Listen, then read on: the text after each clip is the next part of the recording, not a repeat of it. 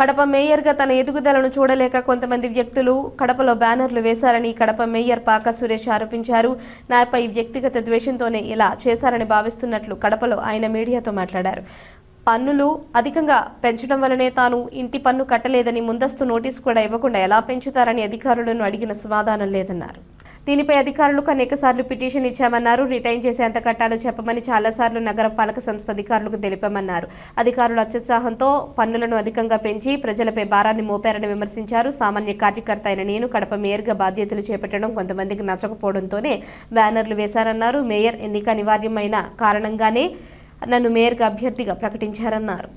నేను నిన్న మేయర్గా ప్రమాణ స్వీకారం చేసిన వెంటనే ఎవరో అజ్ఞాత వ్యక్తులు కడప సర్కిళ్లలో ఒక ఫ్లెక్సీ ఏర్పాటు చేయడం జరిగింది. దానికి పొద్దున్న నుంచి మీడియా మిత్రులైతేనేమి అలాగే అందరూ కూడా ఈ ఫ్లెక్సీ కలకలం అని మాట్లాడడం జరుగుతుంది. ఎందుకంటే ఒక సాధారణ కుటుంబం నుంచి పుట్టిన నేను మేయర్గా అత్యున్నత స్థానాన్ని చేరుకునేటప్పుడు ఎవరో వ్యక్తిగతంగా గిట్టని వారు వాళ్ళ యొక్క ఆక్రోశాన్ని వెలబరచలేక అటువంటి ఫ్లెక్సీలు ఏర్పాటు చేసుకోవడం జరిగిందని చెప్పేసి నేను అనుకుంటున్నాను. ఎందుకంటే నేను నిన్న ప్రమాణ స్వీకారం చేస్తానే ఎవరు కూడా పార్టీలు కానీ లేకపోతే ఎవరన్నా అసమ్మతులు కానీ వెంటనే ఏర్పాటు చేసే పరిస్థితి ఉండదు. ఎవరైతే నా మీద వ్యక్తిగత కక్ష ఉంటుందో వాళ్ళు మాత్రమే ఏర్పాటు చేసి ఉంటారని నేను ఆలోచిస్తున్నాను. అటువంటి వారికి కూడా నేను ఇచ్చే సలహా ఒకటే, అటువంటి వ్యక్తిగత ఆరోపణలు మీ పర్సనల్ అజెండాను పెట్టుకొని వేసి అనవసరమైన టైం వేస్ట్ చేయకుండా నాకున్నటువంటి ఈ 3 నెలల కాలంలో ఈ ప్రజా సమస్యల మీద అయితేనేమి నగరపాలక సంస్థ యొక్క అభివృద్ధి కోసం మీరు సలహాలు సూచనలు ఇస్తే తప్పకుండా దాన్ని నేను పాటించే అవకాశం ఉంటుంది. ఎందుకంటే దీని మీద వివరణ ఇవ్వకుండా అదేదో నా మీద వచ్చిన ఆరోపణ నిజమవుతుందన్న ఉద్దేశంతో దీని మీద ఇస్తున్నాం తప్ప రాబో కాలంలో ఇటువంటి అసంబద్ధ దానికి ఇచ్చే పరిస్థితి ఉండదని చెప్పేసి వాళ్ళకి ఎవరైతే వేశారో వాళ్ళకి నేను తెలియజేసుకుంటున్నాను.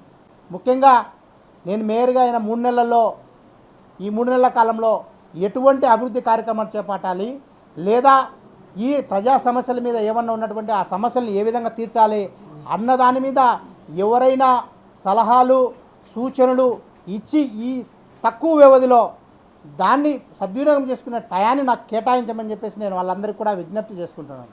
ఎందుకంటే అధికార పార్టీ, ప్రతిపక్ష పార్టీ, వామపక్ష పార్టీలు అలాగే పత్రికా విలేకరులు అందరికీ కూడా ఈ నా ఉన్న కొద్ది వ్యవధిలో నా యొక్క ముద్ర నేను వేసుకోవాలన్న ఉద్దేశంతో నేను ఈ చైర్లో కూర్చున్న తప్పనిచ్చి వ్యక్తిగత దానికి పోయే పరిస్థితి ఉండదని చెప్పేసి కూడా మరొకసారి నేను మీ అందరి మూలంగా వాళ్ళకి తెలియజేసే కార్యక్రమం చేస్తున్నాను.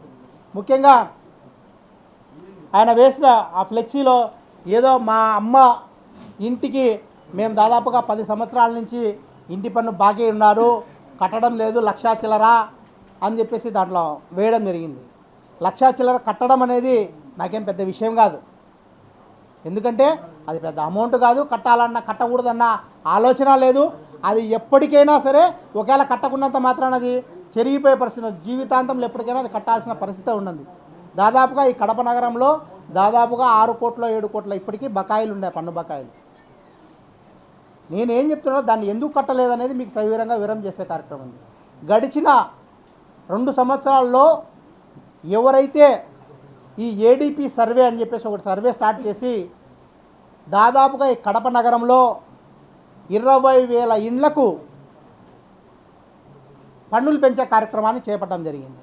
దాదాపుగా 15 నుంచి 18 కోట్ల రూపాయలు నగరపాలక సంస్థ యొక్క అసెస్మెంట్ రూపంలో పెంచే కార్యక్రమం జరిగింది. దాని మీద నేను అనేక సందర్భాల్లో జనరల్ బాడీ మీటింగ్లో చెప్పడం జరిగింది. అలాగే మన పత్రికా సహోదరులందరి ముందు కూడా మా కార్పొరేటర్లందరం కూడా ఆ రోజు ఇదే ఛాంబర్లో యాజ్ ఎ కార్పొరేటర్లుగా మేము 30 మంది కార్పొరేటర్లు ప్రెస్ మీట్ పెట్టడం జరిగింది. ఏదైతే జిహెచ్ఎంసీ యాక్ట్ 44/2020 ప్రకారం ఎవరికైనా పన్నులు మనం ఇంప్రూవ్ చేయాలన్నా లేకపోతే పన్నులు ఎన్హాన్స్ చేయాలన్నా లేకపోతే రివైజ్ చేయాలన్నా కూడా ఇది క్లియర్గా ఈ యాక్ట్ చెప్తుంది. ఎవరికైతే ఇంటి గల్ల వాళ్ళు ఉంటారో వాళ్లకు మనం నోటీస్ సర్వ్ చేయాలి.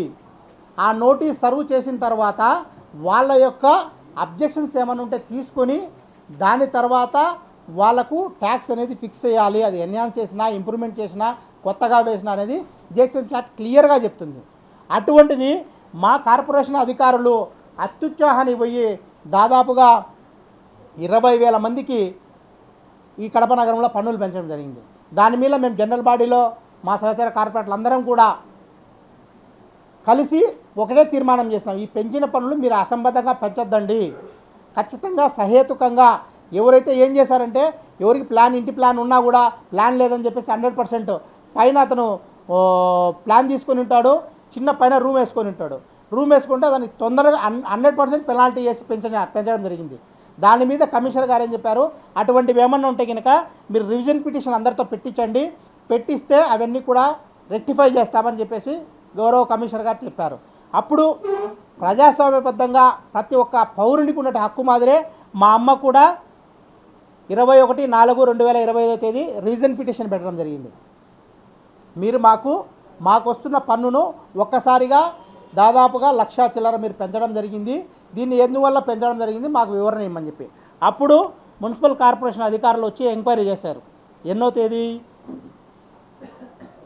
మేము పిటిషన్ పెట్టిన తర్వాత 3 రోజుల తర్వాత ఇది కార్పొరేషన్లో వచ్చి రివ్యూ చేసినది. మీ ఇంటి ప్లాను అవన్నీ మీ లేని వల్ల మేము 100% పెనాల్టీ వేసామని చెప్పారు.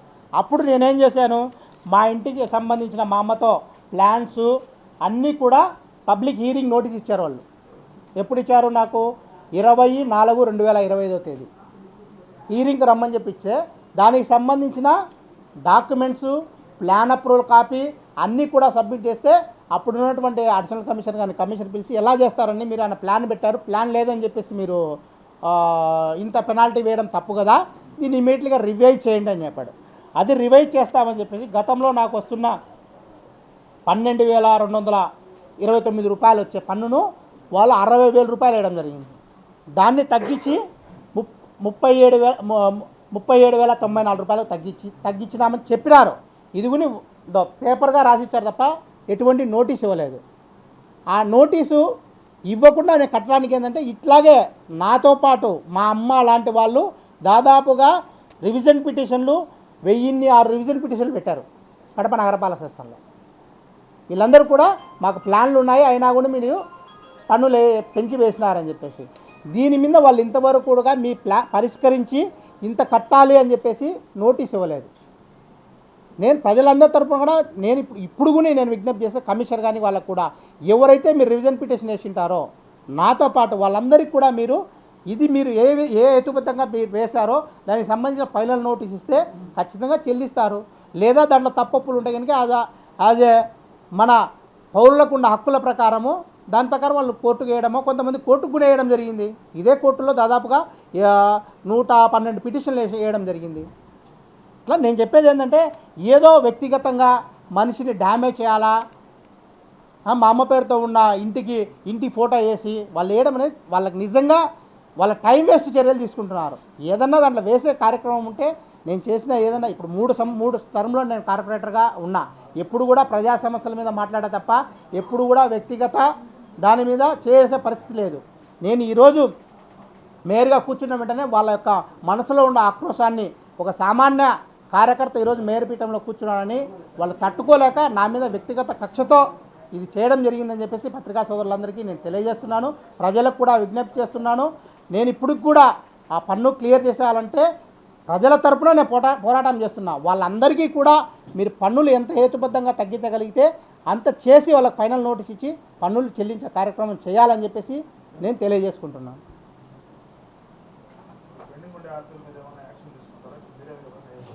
తప్పకుండా దీని మీద ఈ పెండింగ్ ఇంకా పరిష్కారం కాలేదు. 976 పెండింగ్ ఉన్నాయి ఆర్పీలు. 1,006 పిటిషన్స్ పబ్లిక్ నుంచి ఆర్పీలు వచ్చినాయి. దాంట్లో కొన్నే పరిష్కరించారు.